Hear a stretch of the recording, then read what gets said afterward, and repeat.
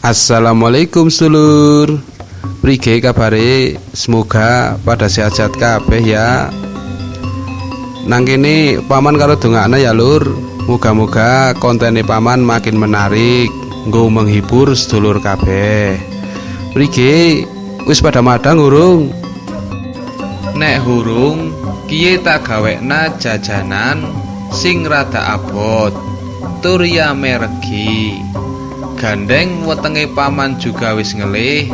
Ayo ndang digawe wae.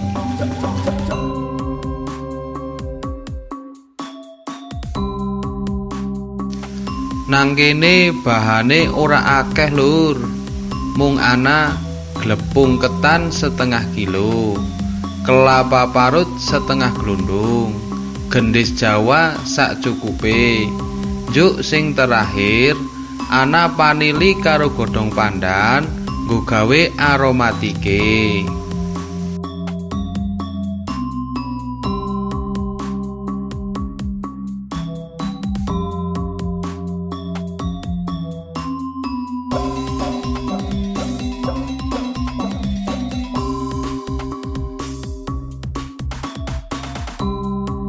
Siki langsung digawe wae ya lur. Glepung ketan karo kelapane dicampur, ning aja klalen disesening sisan. Nang kene seseninge mung nganggo uyah karo gula pasir. Aja klalen paniline dilebokna sisan. Lanjut diuleni nganti kalis ya lur.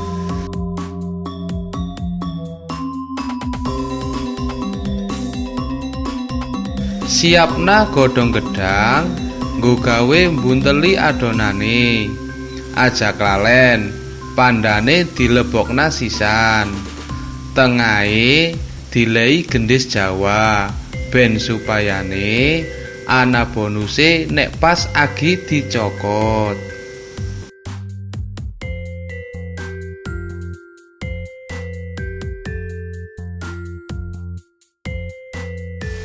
Nek wis rampung ale mbunteli, lanjut dikukus.